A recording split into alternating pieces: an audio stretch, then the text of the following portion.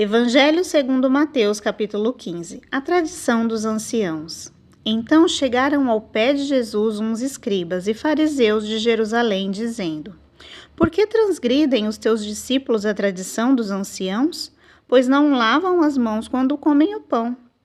Ele, porém, respondendo, disse-lhes: Por que transgredis vós também o mandamento de Deus pela vossa tradição? Porque Deus ordenou dizendo: honra o teu pai e a tua mãe, e quem maldisser o pai ou a mãe, morra de morte. Mas vós dizeis: qualquer que disser ao pai ou à mãe, é oferta ao Senhor o que poderias aproveitar de mim. Esse não precisa honrar nem o teu pai nem a tua mãe. E assim invalidastes pela vossa tradição o mandamento de Deus. Hipócritas, bem profetizou Isaías a vosso respeito, dizendo: Este povo honra-me com os lábios, mas o seu coração está longe de mim. Mas em vão me adoram, ensinando doutrinas que são preceitos dos homens. E chamando a si a multidão, disse-lhes: Ouvi e entendei. O que contamina o homem não é o que entra pela boca, mas o que sai da boca. Isso é o que contamina o homem. Então, acercando-se dele os seus discípulos, disseram-lhe: Sabes que os fariseus, ouvindo estas palavras, se escandalizaram? Ele, porém, respondendo, disse: Toda planta que meu Pai Celestial não plantou será arrancada. Deixe-os, são condutores cegos.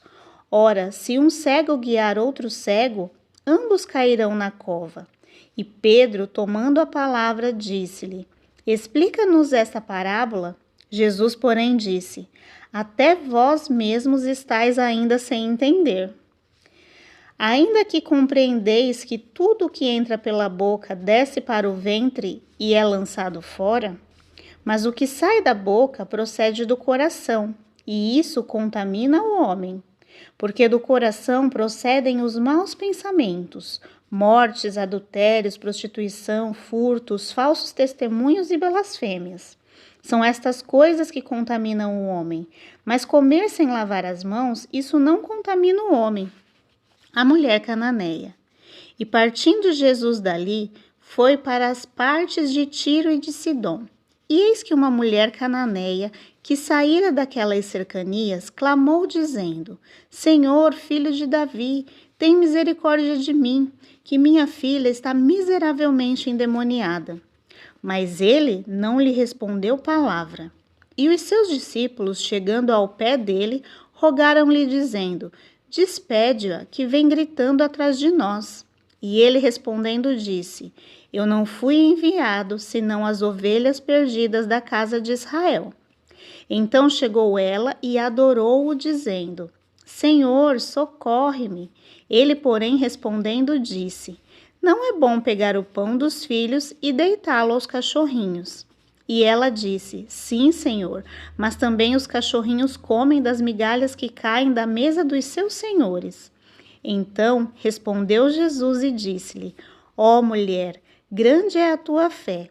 Seja isso feito para contigo, como tu desejas. E desde aquela hora, a filha dela ficou sã. A segunda multiplicação dos peixes e pães. Partindo Jesus dali, chegou ao pé do mar da Galileia, e subindo a um monte, assentou-se lá. E veio ter com ele muito povo, que trazia coxos, cegos, mudos, aleijados e outros muitos, e os puseram aos pés de Jesus, e ele os curou. De tal sorte que a multidão se maravilhou vendo os mudos a falar, os aleijados sãos, os coxos a andar e os cegos a ver, e glorificava o Deus de Israel.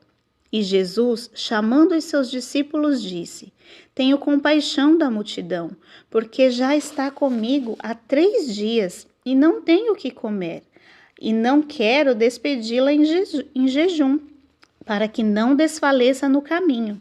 E os seus discípulos disseram-lhe: De onde nos viriam num deserto tantos pães para saciar tal multidão? E Jesus disse-lhes: Quantos pães tendes? E eles disseram: 7 e uns poucos peixes. Então mandou a multidão que se assentasse no chão.